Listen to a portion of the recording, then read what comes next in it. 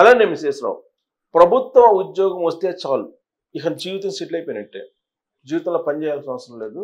ఏదో మనం డైలీ ఆఫీస్కి వెళ్ళి వస్తున్నా సరిపోతుంది. మన జీతం మనకి నెలకు తిరిగేటప్పటికి వచ్చేస్తుంది. ఇది భావన. అందుకే ప్రభుత్వ ఉద్యోగం చిన్నదైనా సరే చాలు అని చెప్పి భావించేటువంటి వాళ్ళు చాలామంది ఉన్నారు మన పౌర సమాజంలో, మన సమాజంలో. సాఫ్ట్వేర్ ఉద్యోగం అయినా సరే ప్యూన్ ఉద్యోగానికైనా సమానం కాదు అనేటువంటి భావన బలంగా ఉన్నటువంటి సమాజంలో మనం ఉన్నాం. ప్రైవేటు ఉద్యోగులకి ప్రభుత్వ ఉద్యోగులకి చాలా డిఫరెన్స్ ఉంది పనితీరులో. ప్రభుత్వ ఉద్యోగులు ఒకసారి ఉద్యోగం వచ్చిన తర్వాత అది ఒక గర్వంగా తనకు కాబట్టే వచ్చింది, తను మిగతా వాళ్ళకంతా చాలా తెలివైన వాడిని అందుకే వచ్చింది అనేటువంటి భావం చాలా ఎక్కువ మందిలో ఉంటుంది. మీకు చేత అయితే మీకు ప్రభుత్వ ఉద్యోగం వచ్చిండేది కదా, మీకు చేతగా కదా ప్రభుత్వ ఉద్యోగం రాంది అనేటువంటి ఫీల్ వాళ్ళలో చాలా ఉంటుంది. ప్రభుత్వ ఉద్యోగం రావడానికి రకరకాల కారణాలు ఉంటాయి. కానీ ప్రభుత్వ ఉద్యోగం రానంత మాత్రాన పనికి రారు మిగతా వాళ్ళకంటే మేము గొప్ప వాళ్ళమే అనేటువంటి ఫీలింగ్ ఎవరికైతే ఉంటుందో వాళ్ళు బయట సమాజం గురించి తెలియనటువంటి వాళ్ళు అనుకోవాలి. ఎందుకంటే ప్రభుత్వ ఉద్యోగం వైపు కూడా చూడకుండా కొన్ని వేల మందికి ఉద్యోగాలు ఇస్తున్నటువంటి తెలియగలటువంటి వాళ్ళు చాలామంది ఉన్నారు ప్రైవేట్ రంగంలో. అలాగే ప్రైవేట్ రంగంలో సృష్టిస్తున్నటువంటి అద్భుతాలు ఏవైతే ఉన్నాయో ఆ అద్భుతాల్ని ప్రభుత్వ రంగ సంస్థలు చేయలేకపోతున్నాయి. ప్రభుత్వ రంగ సంస్థలు ఫెయిల్ అవుతున్నాయి. ప్రైవేట్ రంగంలో ఉండేటువంటి సంస్థలు క్లిక్ అవుతున్నాయి. ఎందుకు క్లిక్ అవుతున్నాయి మరి? ఒకవేళ ప్రభుత్వ ఉద్యోగులు కొంతమంది అనుకుంటున్నటువంటి విధంగా వాళ్ళు మేధావులు, మిగతా వాళ్ళు మేధావులు కాదు, మేధావులు కాబట్టే ఉద్యోగం వచ్చింది, మాకు ప్రజలు ఏమైపోయినా మాకు శాలరీస్ కావాలి అనుకునే భావం ఎవరైతే ఉంటుందో వాళ్ళు ప్రైవేట్ రంగం వైపు చూడాలి. ఒకవైపు ప్రైవేట్ స్కూల్స్, ప్రభుత్వ స్కూల్స్ పక్కన పెడితే ఒక ప్రభుత్వ ఉద్యోగి మీ పిల్లల్ని ఏ స్కూల్కి పంపిస్తామని అంటే ప్రైవేట్ స్కూల్స్కే పంపిస్తానని చెప్పేటువంటి రోజులు, చెప్పేటువంటి సమాజంలో మనం ఉన్నాం. రాకెట్ ప్రయోగాలు ప్రభుత్వంలో జరుగుతున్నాయా ప్రైవేట్లో జరుగుతున్నాయా అని అంటే ఎలన్ మస్క్ ప్రభుత్వ రంగంలో చేయనటువంటి పరిశోధనలు చేసి సక్సెస్ అయ్యాడు ఎలన్ మస్క్. మరి ప్రైవేట్ రంగంలోనే కదా అంతరిక్షంలో పంపించింది. సునీత విలియమ్స్ని తీసుకొచ్చింది ఎవరు? ఎలన్ మస్క్ కదా. ఆయన పంపించినటువంటి రాకెట్టే కదా తీసుకొచ్చింది ఆమెని. సో కాబట్టి ప్రైవేట్ రంగం ప్రభుత్వ రంగాన్ని రెండింటిని పక్కన పెట్టి చూస్తే ప్రభుత్వ రంగంలో ఫలితాల కంటే ప్రైవేట్ రంగంలో ఫలితాలు అద్భుతంగా ఉంటాయి. దానికి కారణాలు ప్రభుత్వ ఉద్యోగులకు బాగా తెలుసు. కానీ బెనిఫిట్స్ విషయానికి వచ్చేటప్పటికి ప్రభుత్వ ఉద్యోగులకి అనేకం ఉంటాయి, ప్రైవేటు ఉద్యోగులకు ఉండదు. వాటిలో ప్రధానంగా ఉద్యోగ భద్రత ప్రైవేటు ఉద్యోగులకు ఉండదు.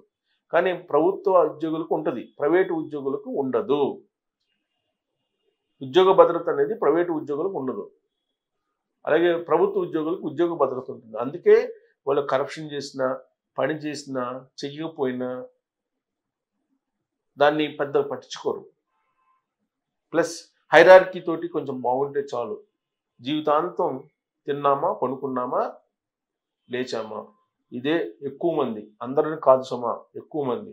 అందరూ అలా ఉంటే అసలు కంప్లీట్గా అలా అయిపోతుంది. కానీ ప్రైవేటులో అది సాధ్యం కాదు.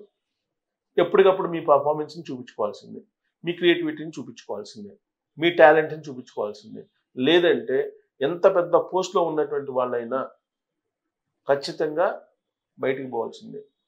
బయటికి పంపించడం కూడా గవర్నమెంట్ ఉద్యోగిని పంపించినట్టు పంపించరు.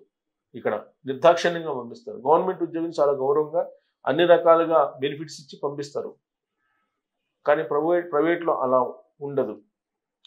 ఇది ప్రైవేటు అలాగే గవర్నమెంట్ రంగాలకు సంబంధించినటువంటి సంక్షిప్తమైనటువంటి వ్యత్యాసం. ఇలా చెప్పుకుంటూ పోతే చాలా ఉన్నాయి. అనేక రంగాల్లో, మీడియా రంగంలో ఆల్రెడీ గవర్నమెంట్కి సంబంధించినటువంటి టీవీలు ఉన్నాయి, పేపర్లు ఉన్నాయి, ప్రైవేట్ మరి క్లిక్ అయింది.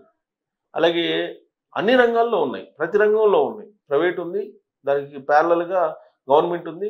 గవర్నమెంట్ రంగంలో ఫెయిల్ అవుతున్నాయి, ప్రైవేట్ రంగంలో సక్సెస్ అవుతున్నాయి. సో కాబట్టి ఇప్పుడు ప్రైవేటు ఉద్యోగులు మేధావులు లేరు అని భావించేటువంటి ప్రభుత్వ ఉద్యోగులు ఈ కంపారిజన్ చేసుకోవాలి. ఇదంతా ఒక ఎత్తు అయితే ప్రభుత్వాలు కూడా చట్టాలను ప్రభుత్వంలో ఉండేటువంటి ఉద్యోగులకు ఒక రకంగా, ప్రైవేటు ఉద్యోగులకు మరొక రకంగా ఉంటూ ఉన్నాయి. అది రీసెంట్గా మనం ఆంధ్రప్రదేశ్లో చూసాం. ప్రభుత్వ ఉద్యోగులకి 8 అవర్సే ప్లస్ 5 అవర్స్ వర్కింగ్ డేస్ సచివాలయంలో ఉండేటువంటి వాళ్ళకి. ఇలాంటివన్నీ వెసులుబాట్లు ఉండే, రావడానికి తినడానికి తర్వాత పోవడానికి ఇవన్నీ కూడా ఫ్రీగా ఉండే. హెచ్ఆర్ఏ డబుల్ హెచ్ఆర్ఏ ఇవన్నీ చాలా బెనిఫిట్స్ ఇచ్చారు వాళ్ళకి. కానీ ప్రైవేటు ఉద్యోగులకు అలా కాదు. ప్రైవేటు ఉద్యోగులకు అలాంటి బెనిఫిట్స్ ఉండవు. వాళ్ళు ఎక్కడికి రమ్మంటే అక్కడికి వెళ్ళాల్సిందే యాజమాన్యం. అక్కడ వర్క్ అయిపోయేంత వరకు ఉండాలి. డెఫినెట్గా ప్రైవేటు ఉద్యోగులకు ఉన్నటువంటి బాధ్యత ప్రభుత్వ ఉద్యోగులకి ఉండదు. దీంట్లో స్పష్టం, ఇది అందరూ తెలిసినట్టు. కానీ ప్రభుత్వ ఉద్యోగులు మీద పెత్తనం చెలాయించలేనటువంటి ప్రభుత్వాలు, పాలకులు ప్రైవేటు ఉద్యోగుల మీద పెత్తనం చెలాయించేటువంటి ప్రయత్నం చేస్తున్నారు. ఆ మేరకు చట్టాలు కూడా చేసుకున్నారు. ఇండస్ట్రీ రావాలంటే, అంటే పరిశ్రమలు రావాలంటే కార్మిక చట్టాలని తొలగించాలి, కార్మిక చట్టాలలో సడలింపులు చేయాలి అనే డిమాండ్ పెట్టినప్పుడు పారిశ్రామికవేత్తలు ఇమీడియట్గా మార్చేశారు. 8 అవర్స్ డ్యూటీని కాస్త 10 అవర్స్ చేసేసారు. మరి ఇదే ప్రభుత్వ ఉద్యోగుల చేత ఎందుకు పని చేయించలేరు? శాలరీస్ వాళ్ళకి ఎక్కువ, ప్రైవేటు ఉద్యోగులకి కంటే కూడా ప్రభుత్వ ఉద్యోగులకి యావరేజ్ చెప్తున్నాను నేను. యావరేజ్న గవర్నమెంట్ ఉద్యోగులకి ఎక్కువ శాలరీస్ వస్తాయి, బెనిఫిట్స్ కూడా ఎక్కువ వస్తాయి. మరి డ్యూటీ అవర్స్ వచ్చేటప్పటికి ప్రైవేటు ఉద్యోగులకి మీరు 10 గంటలు ఎందుకు చేస్తారు? ఎందుకు చెయ్యాలి? అందరూ ఒకటే ఉద్యోగులు కదా. అటు ప్రభుత్వం ఇటు ప్రైవేటు ఉద్యోగులకి 10 గంటలు ఒకటే కదా, అందరి స్టామినా ఒకటే కదా. కానీ ప్రభుత్వం ప్రైవేటు ఉద్యోగుల మీద పెత్తనం చెలాయించేటువంటి ప్రయత్నం చేస్తూ ఉంది. ఎందుకు? ప్రైవేటు ఉద్యోగుల మీద పెత్తనం చెలాయించినా నష్టం లేదు.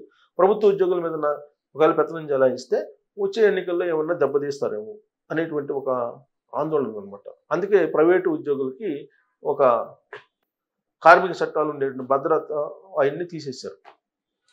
ఇదంతా ఒక ఎత్తు అయితే, బయోమెట్రిక్ సిస్టమ్ జనరల్గా ప్రతి ప్రైవేటు ఉద్యోగికి ఖచ్చితంగా బయోమెట్రిక్ ఉంటుంది. తర్వాత ఐరిస్ ఉంటుంది. ఇప్పుడు లేటెస్ట్గా time to time, in time out time రెండు ఉంటాయి. ప్రైవేట్ ఉద్యోగులు పర్ఫెక్ట్గా వాళ్ళు ట్యాగ్ వేసుకొని ఐడి కార్డు పెట్టుకొని దాన్ని చేస్తేనే నీకు ఆఫీసులోకి వెళ్ళగలవు. కానీ ప్రభుత్వ ఉద్యోగులకు అది లేదు. ప్రభుత్వ ఉద్యోగులు వాళ్ళు వచ్చినప్పుడే ఆఫీసు, అలా ఉంది. బయోమెట్రిక్ పెట్టాలని చెప్పి ముఖ్యమంత్రులు చాలామంది ప్రయత్నం చేశారు. రాజశేఖర రెడ్డి గారు, రోసే గారు, జనార్దన్ రెడ్డి గారు, ఇలా చాలామంది ముఖ్యమంత్రులు ఉమ్మడి ఆంధ్రప్రదేశ్లో ప్రయత్నం చేశారు. విడిపోయినటువంటి ఆంధ్రప్రదేశ్లో జగన్మోహన్ రెడ్డి గారు కూడా ప్రయత్నం చేసి ఆయన వైఫల్యం చెందాడు. కేసీఆర్ గారు కూడా వైఫల్యం చెందారు. ప్రభుత్వ ఉద్యోగుల చేత బయోమెట్రిక్ యాజ్టీజ్గా బయోమెట్రిక్ని ఇంప్లిమెంట్ చేసేటువంటి ముఖ్యమంత్రులు, పాలకులు ఇప్పటి వరకు లేరు. ఈవెన్ నరేంద్ర మోడీ గారు కూడా బయోమెట్రిక్ సిస్టమ్ని పట్టించుకోలేదు. బయోమెట్రిక్ని పెట్టాలి అనేటువంటి ఆలోచన చేసినప్పుడు ప్రభుత్వ ఉద్యోగుల నుంచి వ్యతిరేకత వస్తుంది. అందుకనే బయోమెట్రిక్ జోలికి వెళ్ళట్లేదు.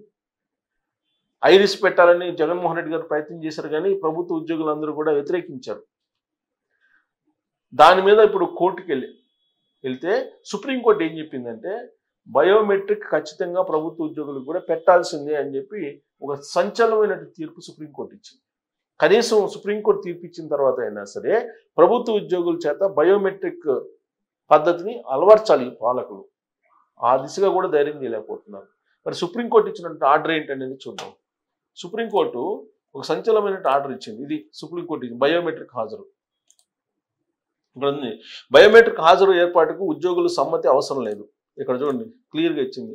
ప్రభుత్వ కార్యాలయంలో బయోమెట్రిక్ హాజరు విధానాన్ని ప్రవేశపెట్టడానికి ఉద్యోగుల సమ్మతి అవసరం లేదని సుప్రీంకోర్టు తేల్చి చెప్పింది. ఉద్యోగులను సంప్రదించినంత మాత్రాన బయోమెట్రిక్ అటెండెన్స్ సిస్టమ్ చట్టవిరుద్ధం కాదని పేర్కొంది. ఒడిశాలోని ప్రిన్సిపల్ అకౌంటెంట్ జనరల్ A&E కార్యాలయంలో బయోమెట్రిక్ హాజరు వ్యవస్థను ప్రవేశపెట్టాలని కేంద్రం నిర్ణయించింది. 2013 జూలై 1 అక్టోబర్ 22న నవంబర్ 6 తేదీల్లో సిబ్బందికి బయోమెట్రిక్ హాజరును అమలు చేస్తామంటూ ఆ శాఖ సర్కులర్లు జారీ చేసింది. ఈ సర్కులర్లను ఉద్యోగులు సెంట్రల్ అడ్మినిస్ట్రేటివ్ ట్రిబ్యునల్లో సవాల్ చేశారు. అంటే బయోమెట్రిక్ పెడతామంటే దాన్ని సవాల్ చేసి ట్రిబ్యునల్ వేశారు ఉద్యోగులు, మేము ఎందుకు బయోమెట్రిక్ వాడాలని. తమ అనుమతి లేకుండా ఈ నిర్ణయాన్ని తీసుకున్నారని, ఇది మాన్యువల్లో పేర్కొన్న నిబంధనలకు విరుద్ధమని పేర్కొన్నారు. సో మమ్మల్ని ఎవరు బయోమెట్రిక్ అడిగేది, ఇది చట్టవిరుద్ధం అని చెప్పి వాళ్ళు ట్రిబ్యునల్కి వెళ్తే ట్రిబ్యునల్ ఏం చెప్పింది, ఆ పిటిషన్ ట్రిబ్యునల్ డిస్మిస్ చేసింది. ట్రిబ్యునల్ కంప్లీట్ డిస్మిస్ చేసింది ఆ పిటిషన్ని. ఉద్యోగులు దాని మీద హైకోర్టుకి వెళ్ళారు. హైకోర్టుకి వెళ్తే హైకోర్టులో తీర్పు వాళ్ళకు అనుకూలంగా వచ్చింది. అనుకోవడం వస్తే దాన్ని కేంద్ర ప్రభుత్వం ఏం చేసి సుప్రీంకోర్టులో పిల్లు వేసింది, దాని మీద సవాల్ చేసింది. ఇది హైకోర్టు ఇచ్చినటువంటి తీర్పుని.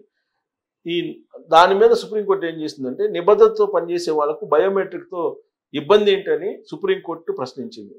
హైకోర్టు తీర్పుని కొట్టేసింది. ఇది నిబద్ధతతో పనిచేసేటువంటి వాళ్ళకి బయోమెట్రిక్ పెడితే ఏంటి నష్టం అని చెప్పి సుప్రీంకోర్టు ప్రశ్నించింది. కాబట్టి బయోమెట్రిక్ పెట్టాల్సిందే ప్రభుత్వ ఉద్యోగులు అని చెప్పి సుప్రీంకోర్టు చెప్పినటువంటి క్రమంలో నరేంద్ర మోడీ గారు దేశవ్యాప్తంగా బయోమెట్రిక్ను అమలు చేసేలాగా సిస్టమ్ తయారు చేసేటువంటి ఛాతి ఆయనకు ఉందా లేదా అనే దాని మీద మీరు కామెంట్ చేయొచ్చు. Thank you.